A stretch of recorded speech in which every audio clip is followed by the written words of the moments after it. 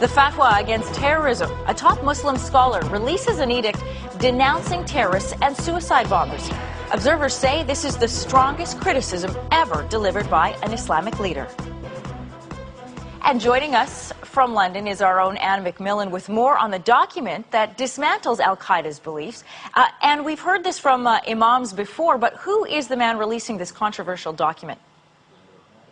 Emery, Muhammad Tahir al-Qadri is a respected Muslim scholar who's written 350 books about Islam. He heads a grassroots religious organization based in Pakistan called Minhaj al-Quran and has a very large following there.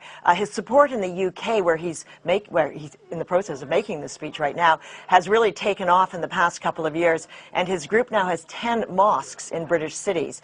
He launched his fatwa denouncing terrorism in London today because he says he's concerned about the radicalization of British Muslims. The fatwa is contained in a 600-page judgment made up of a long list of theological arguments against violence, and they're drawn from classical teachings acceptable to all sects of Islam.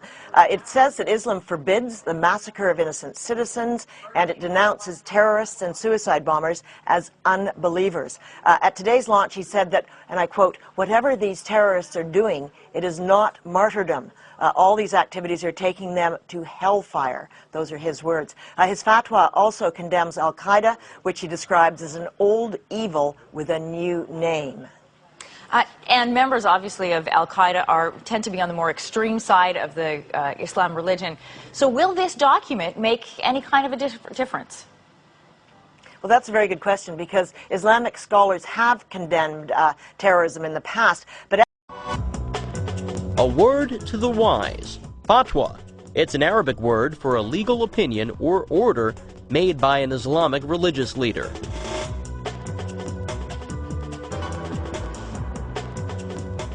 A Muslim scholar in London is issuing a fatwa against terrorism. Some Islamic leaders have used the teachings of the Quran, Islam's holy book, to justify terrorism and suicide bombings. But this cleric we're telling you about today says that idea is totally false. Muhammad Tahir al-Qadri explained this fatwa earlier this week. He studied the religious writings and says that violence is never justified by the Quran. He also criticized the idea that anyone who carries out a terrorist act would be promised an afterlife of paradise.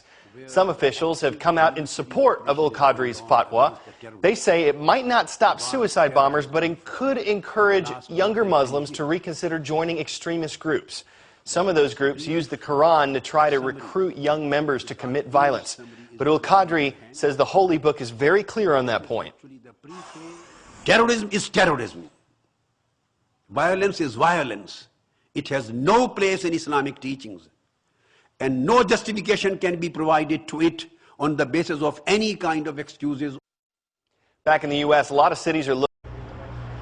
A fatwa on terrorism. A prominent Islamic scholar has issued a religious edict declaring that suicide bombers are unbelievers rather than martyrs. Board of Governors. Dr. Muhammad Tahir al-Qadri is an advisor to the British government on ways of combating the radicalization of young Muslims. I would say total condemnation of every act of terrorism, in every form and every manifestation of radicalism and terrorism, which is being committed or which has been committed for the last 1 or 2 decades wrongly in the name of Islam. There have been similar fatwas in the past, but analysts say al-Qadri's goes further by denouncing extremists as unbelievers. While it may hold no sway with hardliners, his influence is such that it may well dissuade younger, more impressionable Muslims from acts of terror.